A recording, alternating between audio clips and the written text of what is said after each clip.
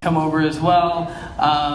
We had a last minute switch out from Booking Holdings. Chris had a last minute move, but I believe his colleague John is here. John, are you in the audience already? Hey, come on down. All right, give John of Booking Holdings a round of applause. Thank you for joining us. Eli Ostreicher of Regal Wings, come on down. He's going to be also a judge on this.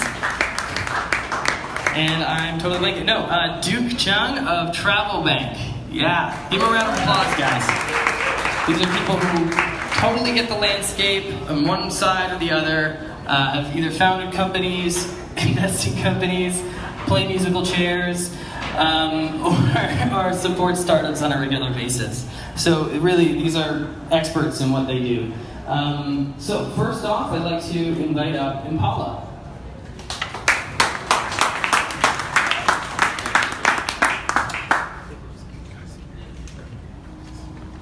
Hello. If you don't understand me, I blame the British accent. Hi, I'm Charlie. I'm co-founder of Impala. Impala is the API for hotel data. Simply put, we connect software and hardware companies to hotel data. When you walk into a hotel, you're met by exactly the same thing every single time. Someone sat behind a computer, typing incredibly slowly. And that system is the property management system. Now, you can think of the PMS for short as the data hub of a hotel. Who a guest is, how long and which room they're staying in, how many bottles of white wine they last bought when they were last in the hotel. All of this is held within this system. And if you've had the chance of dealing with them, I am sorry, because for the majority of the time, they're a nightmare. However, they're incredibly valuable. This data is valuable for three different parties, initially. People, companies that build hotel hardware want to access it, companies that build hotel software want to access it, and companies that sell hotel rooms online want to access it. And if every hotel in the world used the same property management system, this wouldn't be a problem. However, unfortunately, that's not the case. There are over 350 of these core systems worldwide.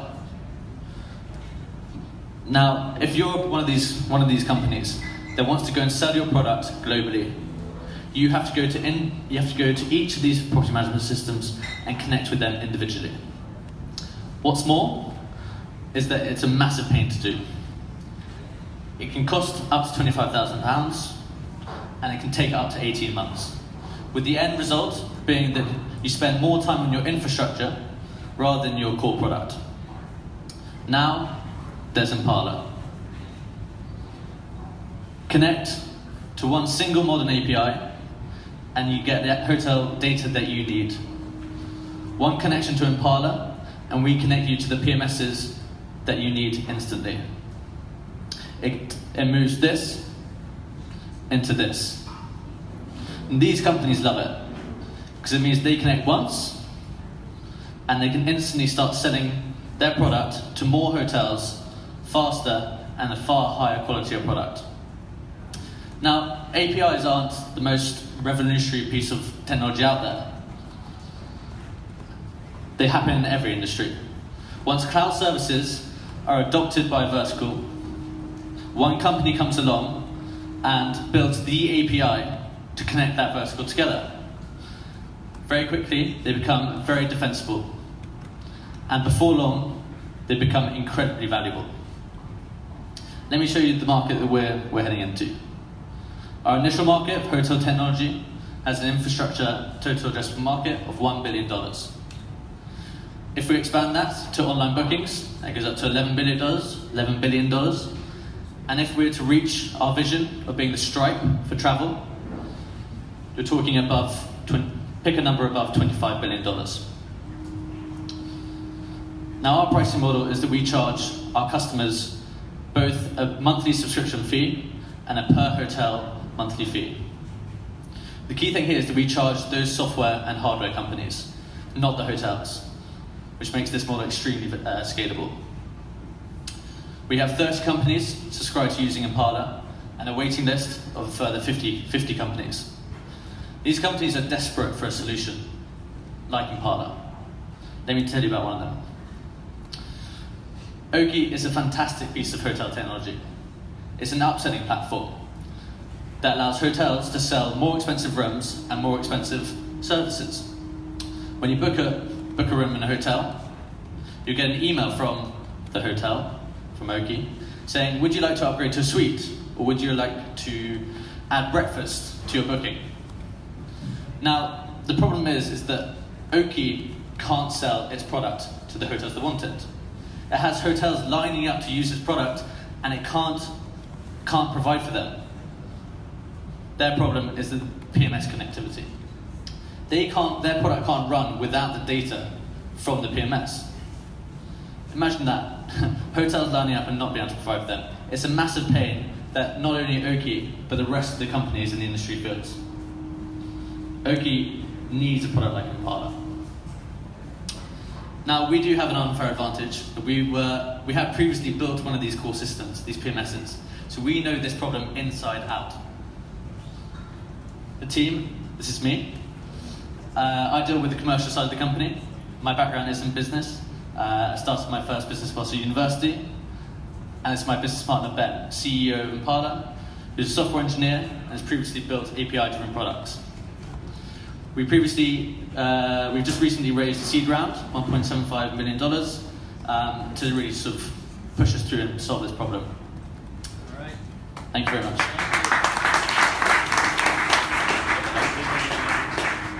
All right, just as a note, you should be voting. Go to Slido/TDS. This is a great time while we have the Q&A going on. Please vote. There's 4 criteria. Sorry to have you on stage for this part. 4 criteria. 1 is fundability, which means would you invest in it yourself? 2 is business model. The other is product market fit. And the last one is, I always forget one of them. What is it? Pitch presentation. How much did he just sell you? All right. Great. So on that, please go to sli.do/TDS for those rankings. You can see it right here. Q&A. Awesome. Thanks.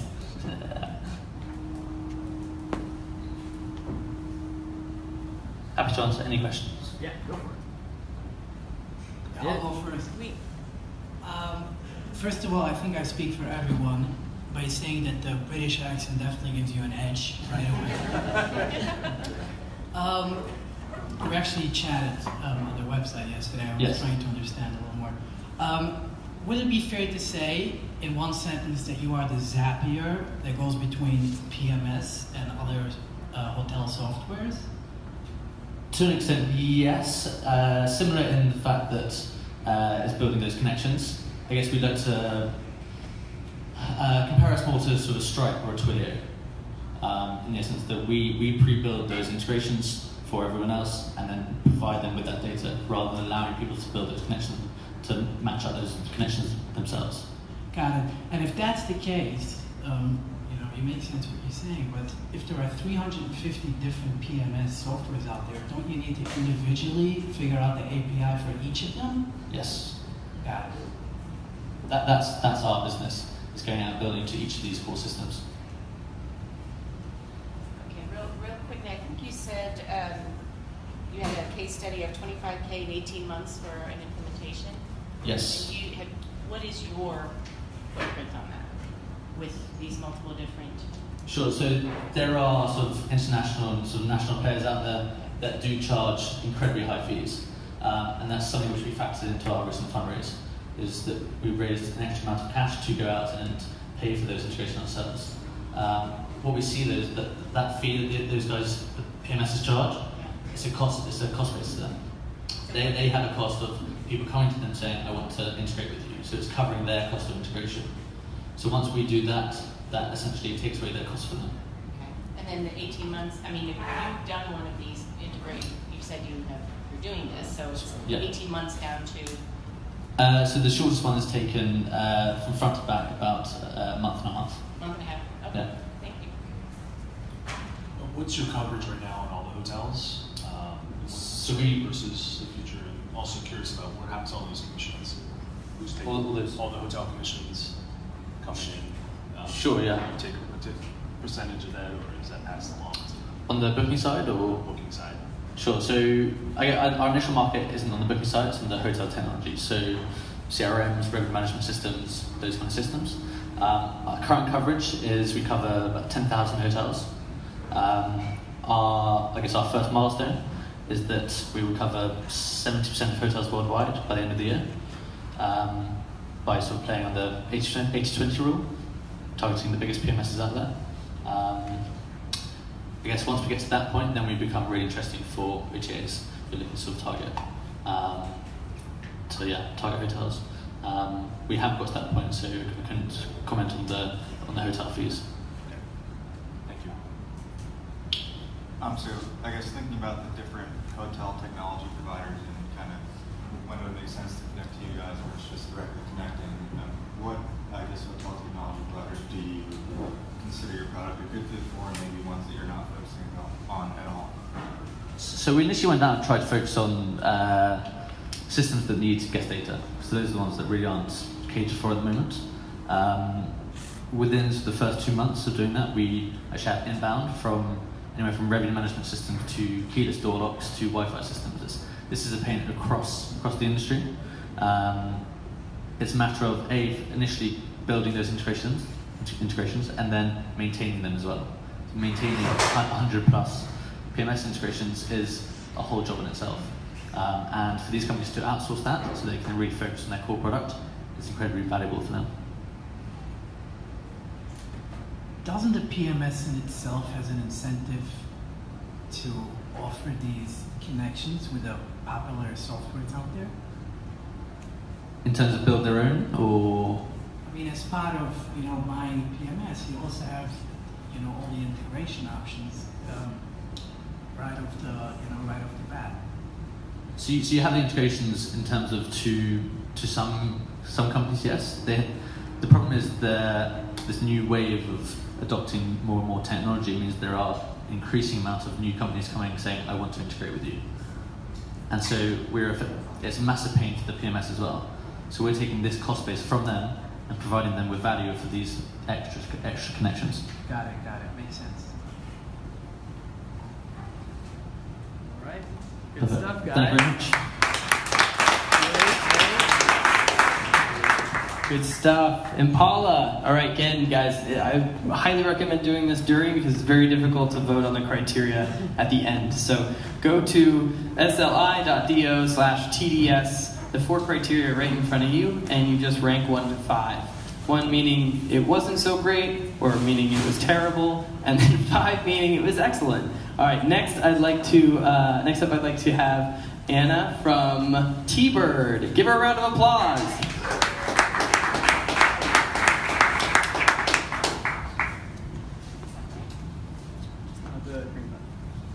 Okay. Hi everyone, my name is Anna Mosian and I'm a co-founder of T-Bird. T-Bird, are you a price setter? Beautiful apartment in Paris, isn't it? And tonight it's only $200 on Airbnb, but it's not booked. And next time you take that ride from Brooklyn to Manhattan on a ride-sharing app, it will cost you $50, and no one is using it. And a tour around beautiful Barcelona is 30 euros, and it's not booked as well. 2 years ago, I had an opportunity to travel the world and visit many wonderful places. But just like many students, I was in a very tight budget. In fact, when I arrived to Paris, I had no accommodation booked. So I reached out to a friend of a friend, Marie, and I asked if I could stay on her pull-out couch for 30 euros. Marie got back to me and she said, hey Anna, I'll do it for 40 euros. I thought, that's interesting. Let me ask her for 35, and we settled. I was able to have all these wonderful experiences, meet all these people, and stay within my budget because I held the power of a price setter.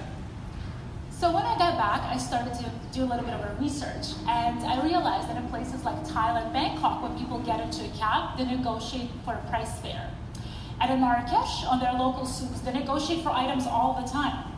In fact, in North America, we negotiate all the time as well. For example, when we buy a house or when we buy a car.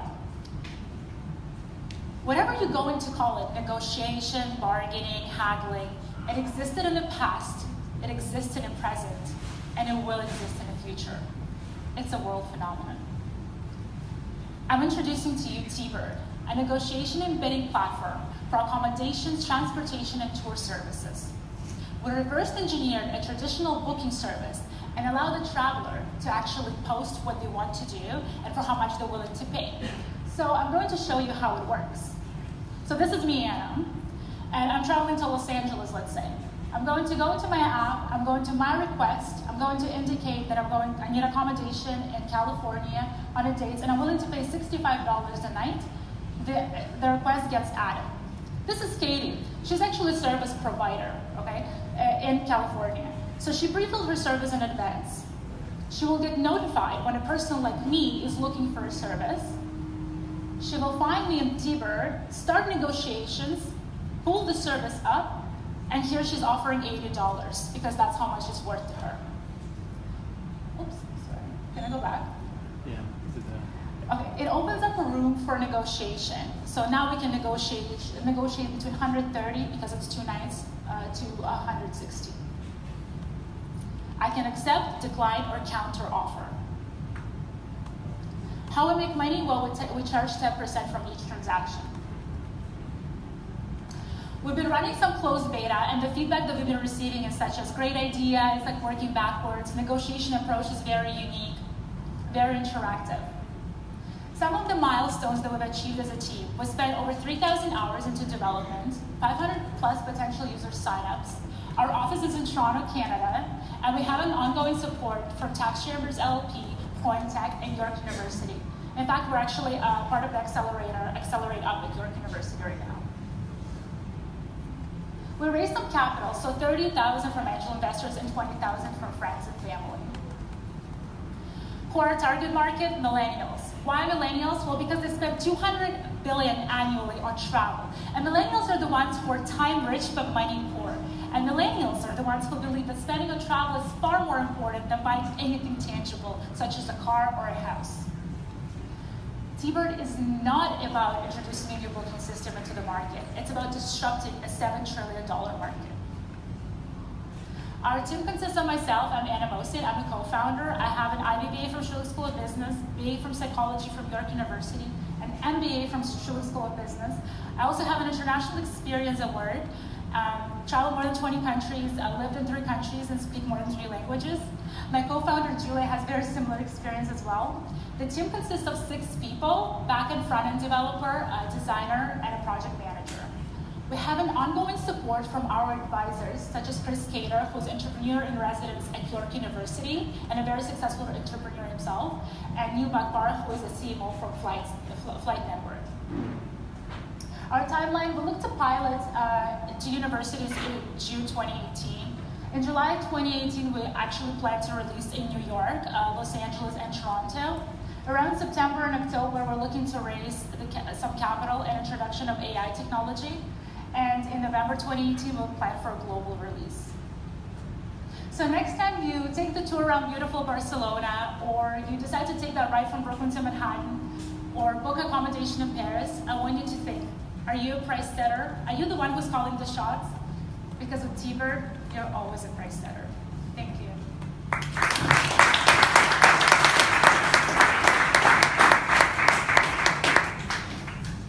Great pitch. Quick question about your content. How are you curating the accommodations and the tours, etc.? I'm a little unclear of how you're getting the users connected to the content. How are we getting connected? If you're price setter, Yeah. and they're going out onto your app and they're So we have finding a content to set a price against and negotiate back and forth with. So right? how we're targeting hosts or travelers? Is that what The hosts. Oh, the hosts? The content, sorry, the hosts. Yeah, as you so call them, okay. yeah, so we're targeting the hosts. We're saying we're not competing with traditional booking system. We say like, go ahead, use Airbnb and make money there. That's fine. Yeah. But we're allowing them to do, because they actually the ones who are sending you the offer. Now they don't wait for travelers to come to them. They make that first step. So they no longer have to wait until like, okay, well, someone is going to book me or not. Because for Airbnb, let's say the stats is they're booked 60 to 70% of the time. The rest they're just sitting. And it also depends on the area they're located, event, time of the year. So now they're gonna say, yes, I'll make less, but I'm sending, like let's say I'm posted at 150 on Airbnb, I'm gonna offer $100. So downloading your app and Yeah, so I'm going to spend $100, but I'm going to be booked. I'm going to be making money, so it's continuous income stream, and that's how we get hooked on it like that. Thank you. Thank you for the presentation. It was pretty awesome. And I can relate to a lot of what you're offering. My take is I think your business is going to take a lot of money to scale and to get the traction that you want. How do you think about your go-to-market because you're attacking the whole world? And how does social media like Instagram or Facebook, can that play a role in helping you drive demand for your users to build this traction? I think being on social media is great. I don't technically, it's great to have Twitter and Instagram, but how much that turns into actual leads, right? So like people who are signing up and saying, yes, I want to use your service. So what we're actually looking to do is, we're planning to do some monthly events for like Airbnb hosts and like even couch surfing hosts, because we're something in between of the two. Also, we partner with universities. Why? Because students love to travel, don't have money to do it, and they would love to make that quick by also hosting people. So their accommodation might not be as fancy to post on any other sites, but they're gonna say, hey, like I'm gonna, I have a dorm and I have an extra bed, like sure, I'll make $50. So partnership with universities, that's a skill that we actually, because we're part of their university, it's 50,000 students on there, so there's a lot of potential there. And also target events, like when they're overbooked. People want to book, let's say, in the city. Even right now, like New York is really booked. When I was coming here, like Airbnb was ridiculous. Hotels I could barely find any. So if I could find a little bit further with the price that I'm willing to pay, that would be great. But there was nothing that was there. So events, when there's a lot of volume and not a lot of cheap accommodation, people will go a little bit outskirts of the city to actually book. This was a long way to Yeah. Oh, that's true, yeah. I have a friend who's prepared to, so yeah. That's part of it. Beautiful pitch. I do agree. If anyone knows how to negotiate with a bank taxi driver, they can negotiate with it. 92% of startups fail. Yeah. It ultimately, after everything is said and done, USPs, coming to market, Yeah. All the classical, it boils down to funding, or how are you going to monetize something? How are you going to monetize? I'm not really convinced. How are you actually going to monetize? So we're low margin, high volume, obviously, because we're trying to charge 10% on the transaction. So for us right now, it's just getting the volumes and all those budget students on board. Once they're on board, we have people who are signing up from Airbnb and the couch surfing right now, but we haven't been doing as much of, marketing and targeting those people as much. But there is a potential for it as well so it needs to get to the volumes, obviously, to monetize. And what if we wake up tomorrow morning and Airbnb offers this? I mean, how? Airbnb will not offer this, and I can explain why, because that will devalue their business. Because what Airbnb started with, they started with a low price, as everyone remembers, right? But when they realized there's a market to charge higher, right, to take a higher price and then charge that percentage. So Airbnb is pretty much at par with hotels in certain cities. Like here you can see, like in Los Angeles, it's almost at par, comparable hotels and Airbnb. Austin, comparable hotels and Airbnb. Airbnb is actually more expensive. So there's an issue there. So Airbnb will not devalue because then their revenues and everything will Respectfully, I'm not really sure I can agree to that, because if, part of your pitch was, if you're empty, if you're vacant anyway, you might as well get paid something. Yeah. So wouldn't so many Airbnb rent, owners have the same challenge? So why wouldn't Airbnb offer that? Well, Airbnb users, and I've done some research, they do negotiate. What happens with Airbnb users, if I like the place that I stayed at, what they do, they privately email those people after and say, hey, can you get me a better price? Right. We've actually built a platform, but people are not comfortable with negotiation because they feel cheap or they're bargaining. If you have an actual platform where everyone negotiates, and it's okay to be cheap or price setters, we call it, that's great because that's all built in there. So people do that, but they do it off the platform. But we're not, how we do it, they cannot actually communicate before the deal is done. So people on Airbnb do negotiate. Off the platform. Off the platform. So they don't So your USP here is that you have an actual platform for it, which comes back to my question: what if Airbnb, develops a And then She we is also applied IP, like we file for IP for the business model itself. Yeah, but you can't, I mean, we know you can't really IP something like that. Well, you could IP the business model, right? Because it's a multi-layer, I call it multi-layer marketplace. And why? Because, okay, so one service provider, right? So they post, one service user, they post, I want to go to New York and pay $50, right? You have multiple hosts sending offers, right? So maximizing the value of a tourist to get the best value and where they want to stay with whoever they want to stay. But then those hosts are also sending multiple offers to multiple tourists. So you see, like they're both maximizing the opportunity, one side of getting booked because of the multiple offers, and tourists are getting opportunity of getting the best possible value. So it's multi-layered, really. And there's a lot of stuff happening in the background. It looks really simple, but the whole offering and bidding and a lot of analytics, yeah. So, price line for private accommodation, is that fair to say? Not exactly price line, because you put your limit, right? But here you can go back and forth. Got it. Yeah.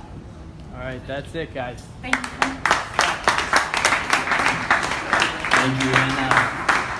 All right, guys, good stuff. All right, remember to put in your. Oh, I'm gonna go past all of this. This is quite an appendix. All right, good. Go to the Q&A. sli.do/TDS. You can also just literally from a distance take a picture of that. QR codes are back. They're back. They're taking the world by storm. Also, if you noticed here, you can do questions anonymously as well. Feel free to pull from any of these if you find them interesting, judges. But also, something's interesting and we have the time, we might be able to ask it. Cool. So coming up next, we have Ryan of Shelf Space. Give him a round of applause, guys.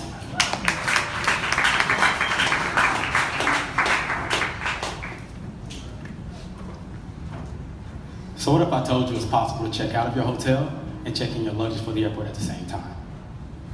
Take a look outside. It's a beautiful day in New York City, and I guarantee you'll see a handful of people who are slowed down by dragging their luggage behind them. Hi, my name is Ryan Boyd, and I'm the founder and CEO of Shelf Space, a mobile platform that allows travelers to leave their luggage at their hotel and have it meet them right at the airport. Over the last 8 years, I've spent my professional career developing marketing strategies and operational strategies for professional sports teams, leagues, and brands. Most recently, traveling with the Oklahoma City Thunder internationally, where I came up with this platform when we were delayed 4 hours in Barcelona, and we didn't want to leave the hotel because we didn't want to depart from our luggage. So what we've seen is 79% of Americans say that the security and the pre-flight experience is one of the most important factors in traveling. We've also seen that the industry standard for hotel checkout times are somewhere between 11 a.m. and 1 p.m. At the same time, one of the most popular flight times are during or after lunch, the dinner hour. So what do you do with your luggage? In our effort to create a more connected community, consider these situations. I'm on the last minutes of vacation with a loved one, or I'm an entrepreneur and I have to make one more stop in the city, or I'm a business person and I have one last meeting. Rather than lugging your luggage through the city, imagine being able to leave it right there at the hotel, allowing you to download our app, request a service, where we will be able to, at that point, zip it, tag it, store it, and prepare it to be picked up, letting the traveler roam free throughout the city. So, what we've done is once the request has been confirmed, you're receiving turn-by-turn notifications, and we've also invested in a flight stats API, which will give us the opportunity to see any changes in the traveler's itinerary. And when you get to the airport, we'll be right there with your luggage. So far, we have an MVP for a consumer-facing app that allows the customer to tell us where they are and where they need to go. They can tell us the time, and they can also tell us their confirmation number, which will pre-populate all of their flight information. And since we now have all of their departure times and when they check out, we can directly send them events or restaurants nearby in the city that they can use on their last few hours in New York City or abroad. We've also created a community of drivers who will help us execute the service.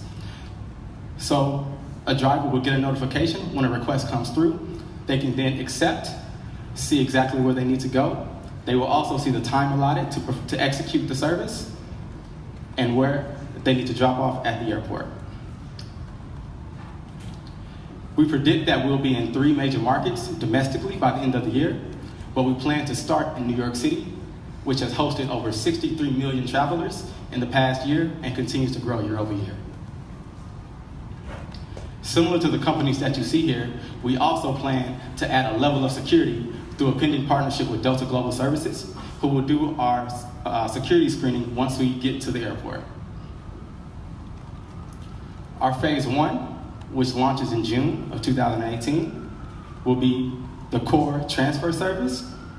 Our phase 2 will be partnerships with the airlines, which allow us now to use loyalty programs to pay for the service. And phase 3 will be us expanding into residential markets. We're looking now for about another 12 months of financing to complete our round at about $250,000, which within the 3 markets will give us 50,000 transactions, which will revenue us about $1.25 million. And hopefully, in the next 2 years, 400,000 transactions at $25 for 2 bags will get us $10 million in revenue. So again, I ask you, what would you do with a few extra hours to move freely in the city? Thank you.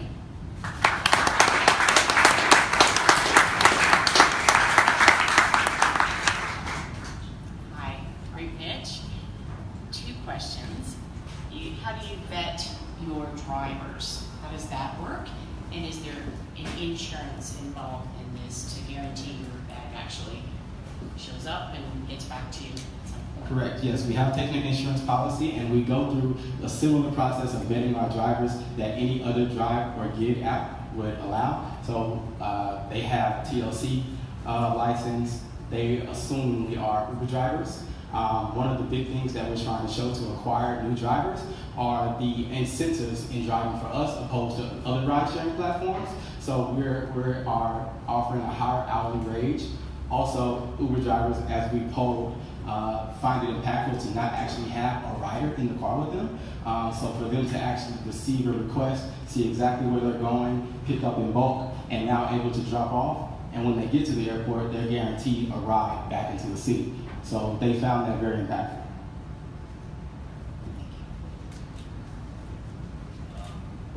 A great presentation.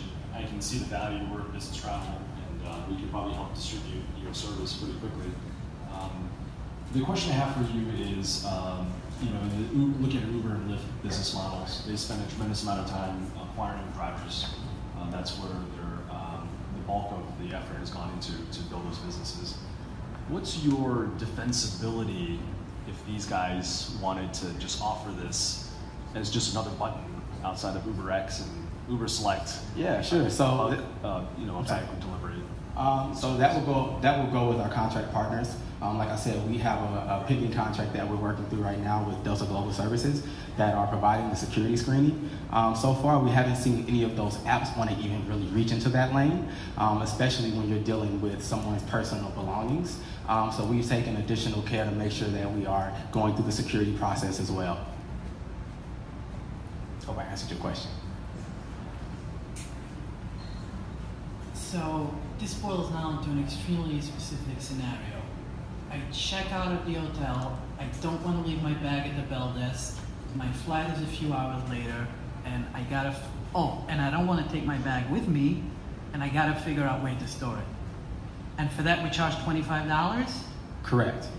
So how we possibly, where is there potential profit? $25. I pay $50+ for a taxi to JFK from New York City. For sure. So our algorithm on the back end where our drivers will be picking up, they'll be picking up in bulk. So imagine looking at Hotel Pennsylvania behind you and another hotel 2 blocks away. They will be assigned to pick up 15 orders, so to speak, depending on the size of the car. And now we're able to actually offer that. So in order for this to work, we need 15 people within the same vicinity that don't want a bell desk and have their the bags of fuel off later. Correct. So if you, again, mentioning Hotel Pennsylvania across the street, they're making you charge $5 just to store the bag. So now $5 per bag when you can just have it sent to the airport is worth the time. Thank you. Where do you pick up the bag at the airport? Do you actually pick it up, or are you shipping it all the way back? No, so we have our staff meet you at your departing terminal when you arrive. Okay, and you still decide at that point whether you check it in or? The customer does, correct. Okay.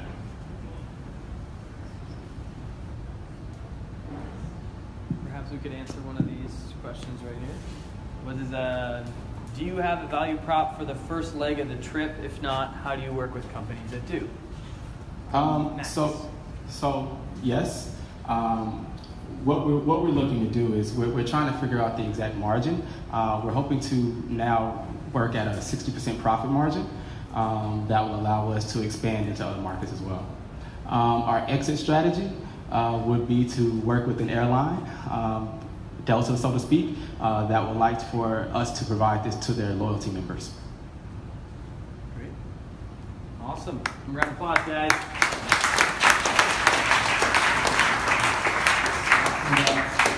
Okay, coming up next, we have Rachel of VoyagerHQ. All right, guys, give her a round of applause. Remember to vote.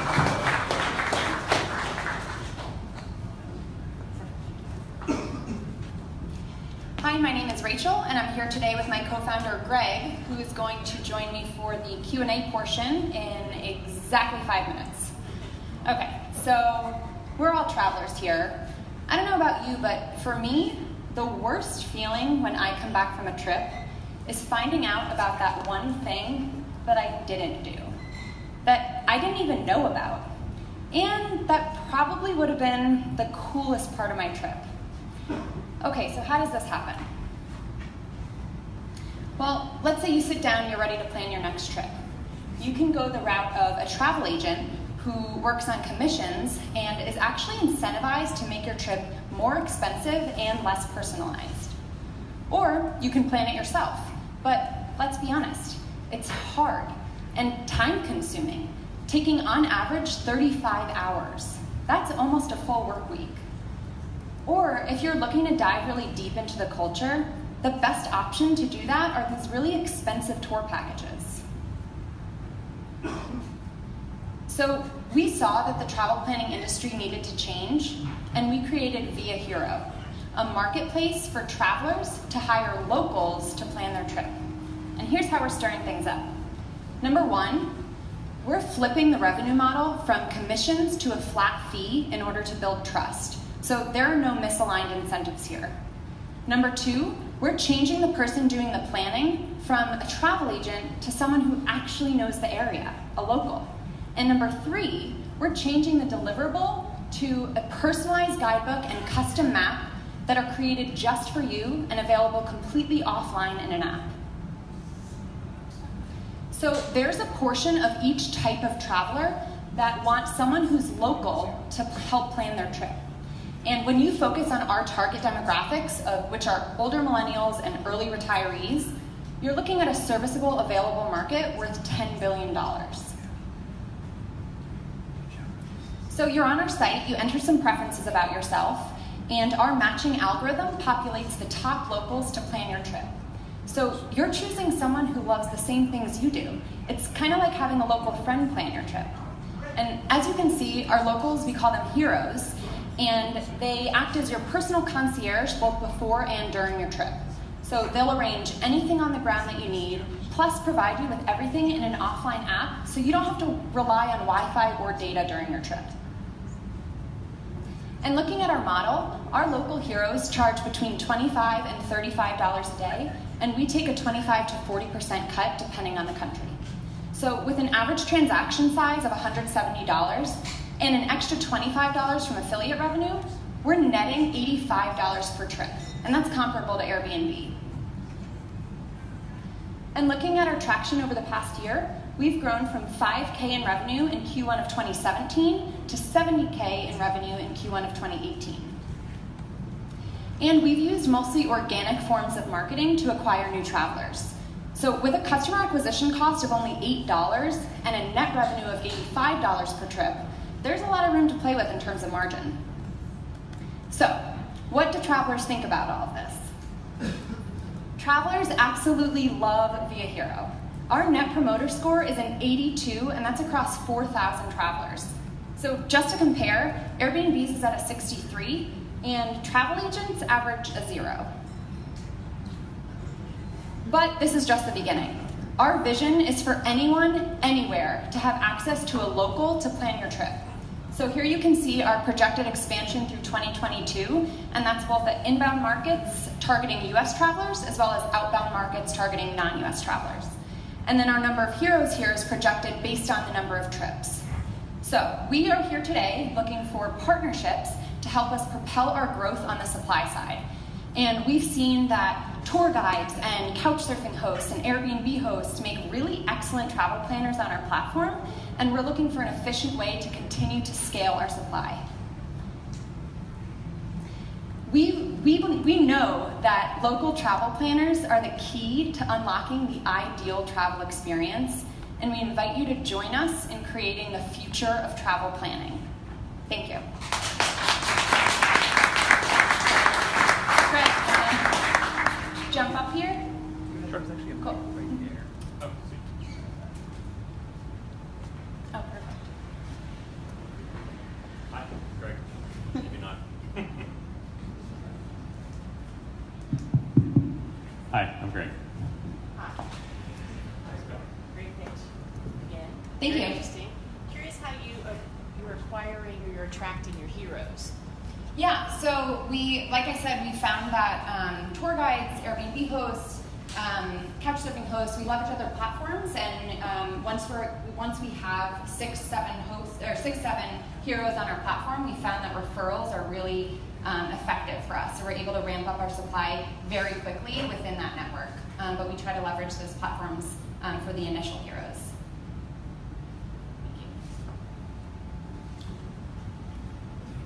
I think this is a damn brilliant idea. And shockingly, I looked this up the other day. It doesn't exist. We know. In addition, being a strong background in the travel industry, and I travel a lot, people ask me a lot for travel tips, and I tend to say that if you are within a 5-mile radius of a tourist attraction, you're in the wrong place. You need to get a real feeling of the actual city. And who is better than a local to figure this out? A couple questions. Would it be fair to say that the biggest challenge is the training of the hero for them to follow, to understand how the system works, and making sure the offline process is there? Yeah, we've been streamlining that over the last 6 months or so. We've actually brought on a director of operations to make that more efficient and automate it. We have webcasts and screencasts to do that. So 6 months ago, yes. Now, no. Thank you. I'm actually super excited about this. Thank you. Do you know how many of your early users have come back again for a second experience? Do you have any data on that? Yeah, so we are tracking. So right now we're in Cuba, Colombia, and Japan, and so we track when a traveler comes back from a trip, they rate where they'd like to go next, and how likely on a 1 to 10 are they to use us. So 90% of our travelers want to use us again for their next trip. So it's a matter of if we're in that next destination yet. We have had a lot of repeat travelers to Cuba as well as Japan. So as we expand, we'll be able to leverage that 90% who've expressed that interest. Yeah, and about 10% of the people who've gone on a trip to Cuba with us have actually gone back because they like to travel there. And in your data, you had the 4 stars as like 10%. Why are they rating at 4 stars versus 5? Just curious, what the feedback is on why they're not all at parity to 5. Are there certain parts of your process that they feel like can be improved? And if there are, what is that exactly? Yeah, right now, so we have 2 third-party apps, and that's not an ideal experience for them on the platform. They love the local and feeling like they're in the know. We're working right now to bring that app experience in-house and all in one. And come on, an average of 4 is not that bad. Well, it was 85% were 5-star, 10% were 4-star. There you go. And then is it you're looking for partnerships to expand to other markets, or are you? Yeah. That's what's going to kind of drive your roadmap. Exactly, yeah. So it's that expansion. So that showed kind of our expansion both in the where we're going to be offering the service, but also on the supply side, that efficient way to ramp up. So initially get those heroes on the platform, and then like I said, the referrals are really, really strong there. So yeah. And we also have access to interesting data that, say, OTAs don't have access to, like somebody's interests, their budget, what they want to do on their trip, what they've booked so far. Yeah. We have to collect that because it makes somebody's trip experience great by having that information for the local. Yeah, I had a thought when you were talking about getting the feedback loop from have they gone again and acquiring them back for another trip. Is that also driving where you might go as well? Because you're getting feedback and you might have a lot of people that are saying they want to go to a specific market, which might drive. Absolutely, yeah, absolutely, yeah. So the strategy, that's definitely a factor there. We've kind of looked at data that way. Yeah. Also, where we can be, at least to start off, competitive from an SEO standpoint. So kind of, blending that, but certainly taking into account, where these travelers are saying, cool, I want to use this, I want to use this again, here's where I'm going. Yeah, great. Awesome. Good stuff, guys. Thank you. Thanks for joining. Greg and Rachel Giger, everybody. One more round of applause. Way to go. Awesome, guys. Okay, we have one more pitch. One more. And then we'll be doing a short deliberation. I'll be up here with my mustache, just entertaining you randomly.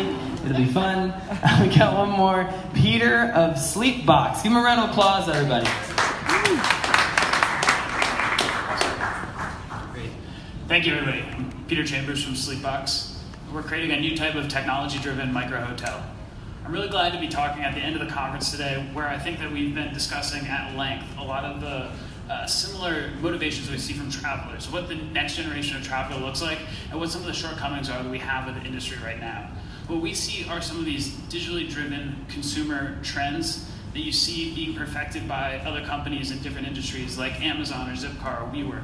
What you see are expectations from these consumers, from this generation, looking for on-demand services, looking for frictionless experiences and communities tied together with common interests of where people want to be and where they're going. What we're creating is a new type of vertically integrated technology, so we can open up hotels anywhere, right? Right now we see the problem where you have somebody that's traveling into a city and could be paying $300 or $400 a night for a hotel they're not staying in for much more than a few hours. And what we see is that there's a misalignment of interests. There's new hotel brands that are technology driven that have smaller rooms but are still being charged the same prices along to consumers because of all the legacy infrastructure they bring along with them. So what we're able to do is put up our pods, these large luxury versions of the micro concept in great locations that we just lease out, so we're asset light. It's a really interesting, different experience, something that's significantly differentiated from the other 8x8 cell that we talked about this morning, right? You have a sense of privacy and comfort knowing that every room is set up and remembers you just the way it was the last time you were there, and when you close the door, it's soundproof and it cuts everything out. You have autonomy and control over the whole experience, where you can find, book, pay for your room, check in and unlock the door all from your phone. You don't have to do anything else other than wave hi at the attendant as you walk in. You get the wayfinding, it's all brought right through to you. And then also, we have smaller footprint hotels. We can open up in smaller spaces inside the city. So we can lease out a small section of space right in the best parts of the city. In Boston, we're planning a hotel in Faneuil Hall. So you can have 60 rooms right at the number 5 most attractive tourist destination in the whole country. And we can offer the best prices. We compete with Airbnb on prices without skipping out on the hospitality services that you'd have in any other hotel. This is what it looks like on the inside. You have high level of comfort designed by my partner who started an architecture company and grew it to one of the most successful firms out of Moscow. It's private and soundproof, yet you have this sense that it's non-claustrophobic. It's 7.5 feet tall inside. And you have these giant windows. When you flip a switch, it becomes private. You can't see through it anymore. There's all these other additional features to make it the most efficient space to rest, relax, and recharge. Everything including from color lighting to wireless speakers to chargers, keyless locks, everything that you need. And it remembers you. So next time you walk into the hotel or the sleep box, whether it's in the airport in DC, in the city of New York, somewhere in Dubai, you unlock the door and it remembers the temperature that you like, the color of the lighting that you like. Plays your music, and it's just like walking into your bedroom at home.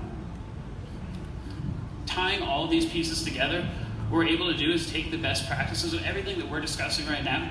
We're trying to implement from the ground up instead of building on top of legacy, almost antiquated architecture that exists in a lot of hotels that are already out there today. What this does is it creates a new space for us so that we can create these hotels that provide basically people with everything that they need and nothing that they don't. You're not paying for gilded statues or marble bathtubs, but just core places to go and stay right in the center of the city is right where you want to be to maximize the experience for the travelers. What does this look like? We're able to triple what the industry margins are for the operators. We're able to open up hotels in 1/10 of the cost and a fraction of the time. So what that means is that you could open up a hotel, repay all the money back to the investors right in the same period of time that it would take you just to open up the doors in a traditional hotel. This makes it really, really compelling for all the existing actors inside the hospitality space. 4 months to launch and only $25,000 of investment per room total. It includes the room, initial working capital, tenant improvements, build outs, the private bathrooms that we build outside of the rooms and everything else. We can partner, like I said, with the industry already using operators, management companies, and different hospitality partners that can fund and help us grow very, very quickly. We're launching right now in DC and Dulles airports. We can open up lounges, nap lounges, hotels behind security in airports, and then also have the same platform be an extensible option to create these city center hotels as well. We've got opportunities to work with projects, a few in Southern California, some in Boston, and right now we're raising a project financing round to make all of this happen. At the same time, we're launching our first location in Dulles. We've had a couple of hotels that tested out our technologies, not branded by us in Europe. There's one in Stockholm and one in Moscow. We had 3 or 4 years of reviews with over 8 out of 10 ratings on TripAdvisor, Booking.com, places like that. And this is our team. My partners were architects in Europe that had great experience building this company. Myself, I come from technology, robotics, and commercial real estate finance, and together we're creating this platform to change the way we look at hotels. Thank you.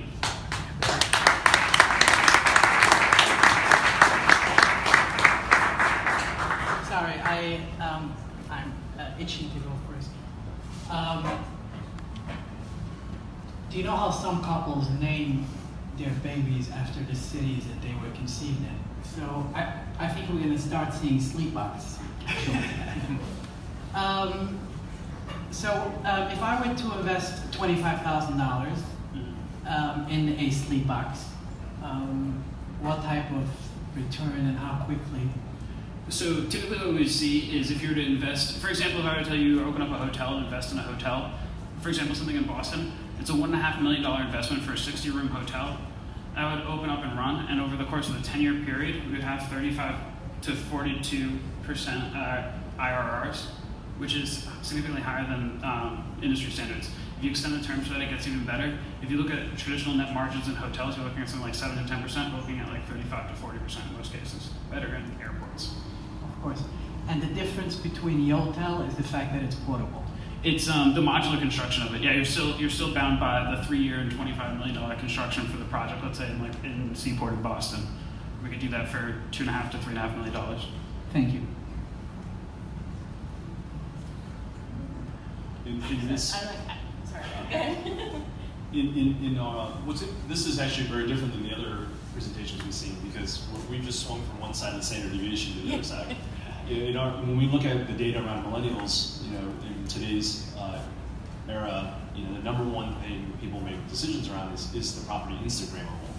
And I think about Sleepbox and Instagrammable. There's sort of this interesting split in the way that you approach this. I'm curious who your actual user is for your property. Is it a millennial? Is it a business traveler? Is it a cost-conscious person? What type of, is it a person that's just productive on a go? Like, what's the target market you're after? There's a really great example for, I would say, millennial travelers, or geared to those younger ages between, like, I would say 20 to 35, where they have a little bit of disposable income and they're looking for these travel experiences where they're going and finding themselves traveling by themselves or maybe with a friend into different cities for different experiences of a short period of time, right? Somebody with disposable income is traveling into urban locations for 3 days or less. That's typically our bet. Like, that's the real core target consumer. And how are you priced competitively to Great. something comparable? Yeah, so we look at like sort of an industry like in markets. So in Boston, we have a little bit more background there, but $265 is what the average daily rates are there, up to $300. And what we're going in pricing would be between $95 and $110. So you'd be able to typically achieve half to a third of what the market prices are. I think this is great. I really like this. I see it as quite scalable as well. You may not have thought about that. Is it indoor outdoor? Maybe it's a weird question. There's right now it has to be placed. The only requirements for it, it's a really important question because it speaks to the scalability of it. It has to be placed indoor in a location that's climate controlled. So for example, a location like this, it's great, centrally located inside of the city. A space like this, we could probably open a 30 to 40 room hotel in 3 to 6 months. How do you think about acquiring customers and distributing your product versus a traditional hotel? There's a couple different ways that we want to acquire the customers. We think that the first way to do it is to attract them through our sort of marketing locations and marketing positions, the real estate that we have and the prices that we're able to attract. So if we're talking today about distribution systems where you see just basically brands and prices lined up and you see a lot of people shopping just based on what the bottom line number is, we can compete with pretty much any other hotel on a race to the bottom in terms of price because we don't have this legacy infrastructure that we have to support. That being said, we think that we create so much value for customers that are using us through the app that we can actually drive direct bookings from that afterwards. It's something that they just think of as their go-to place if they're traveling for a weekend somewhere or for a short period of time. But so initially you just do, like, will you advertise on a OTA or kind of legacy? Yeah, we plan to initially take advantage of all the resources that are available to us inside the industry. So where people go to look for hotel rooms, we want to be there. So OTAs, med search sites, things like that. Can you answer that question up there? What do you do for the bathroom? What do we do for the bathroom? It's a very frequent question we have. And we have a very upscale type of single bathroom like you have in the Admirals Club. So you think of the shower that is a shower, a sink, and a toilet in one private space that's disconnected from the room, but it's private to you while you're using it, so you still have a sense of privacy and security inside the bathroom, but we can take advantage of the shareability of that space. So you're saying if a first-class lounge can share a bathroom, so can you?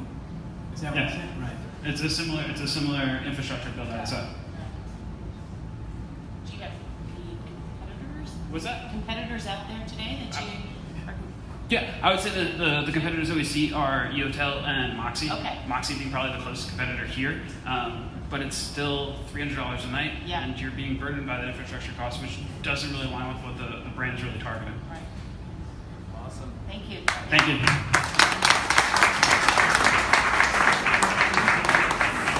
All right, guys. There we go. That was Peter with Sleepbox. Okay, guys, now is the time for deliberation. It's the last time to get in all of your polling. Please get this in ASAP. We are going to very quickly go through and collect everything from the judges. We've been doing that as we go, which makes things a lot faster. And so there's a couple of things I just wanted to kind of recap with you guys.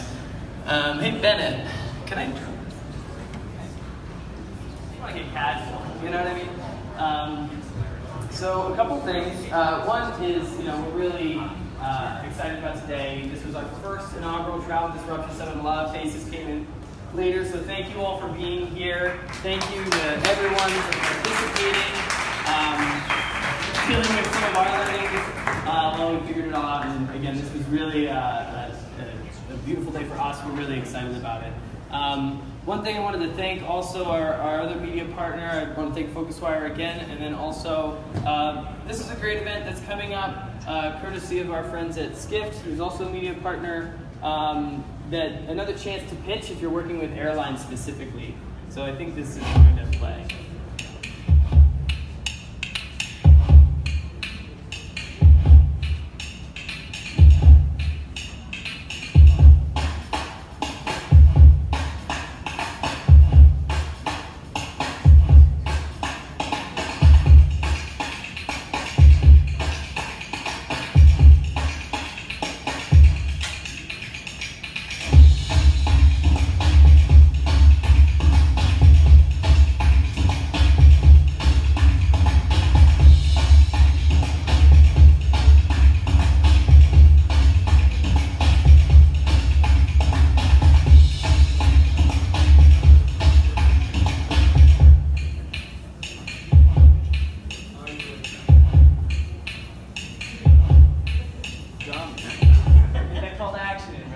Great. Thanks, guys. This is a really great opportunity if you're a startup that is working with airlines. This air pitch is the first of its kind at the Global Skiff Forum.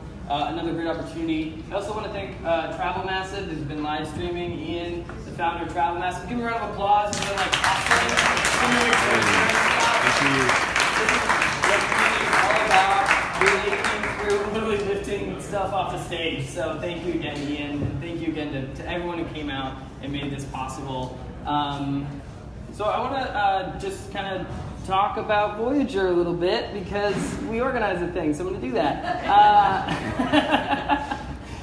So for those of you who are new in the room, Voyager is a club for startups in the travel, tourism, hospitality industry. I assume if you're here, you know that, but I don't want to make assumptions because, hey. So I want to thank our sponsors, Amadeus, Fairportal, Hotel Association of New York City. If you haven't gotten a chance to talk to Vijay or Alan, they're really great. They're in the room here. If you're in here still, guys, raise your hand. I know it's been a long day. And then also Uplift. Tom, I think, also had to leave, but it's been a long day. And then, I didn't have them all I didn't have them all ready for myself here. The Web Law Firm and Nomad Lane and Luggage Hero. Thank you all for the support. Oh, and Travel Bank, of course. Jeez, gosh, Duke, I'm so sorry. Please give them all a round of applause. We really appreciate your guys' support.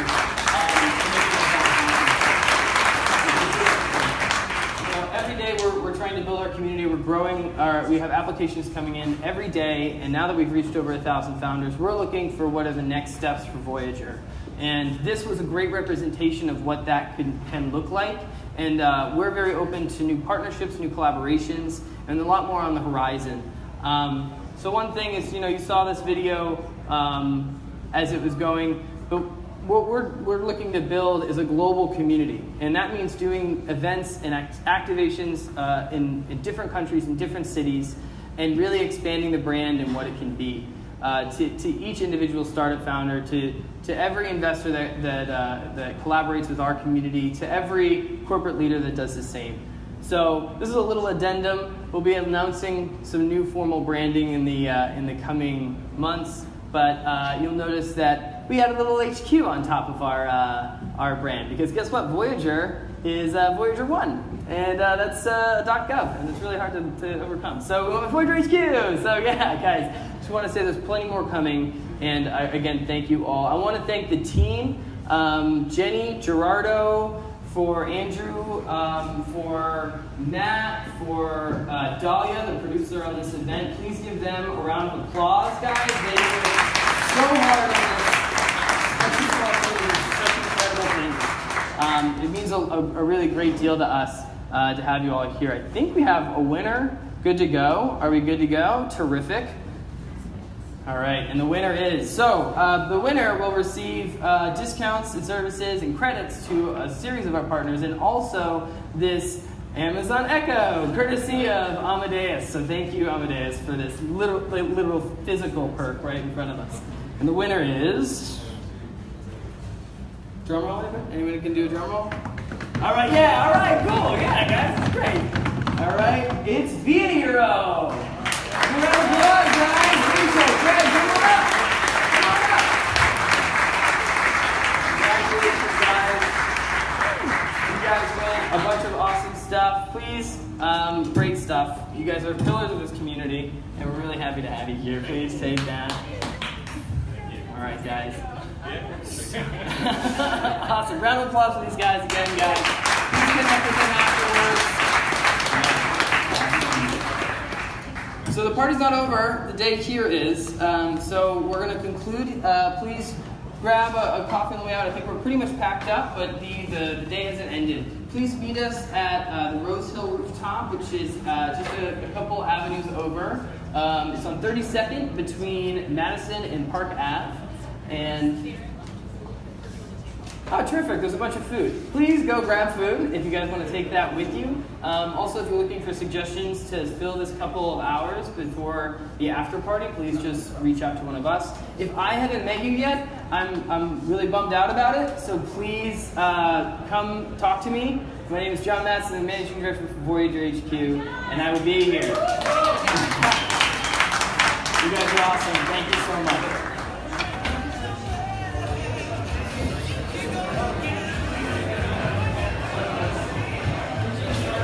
Pitching startups. Everybody who pitched, can you come back up on stage? You want to take a picture?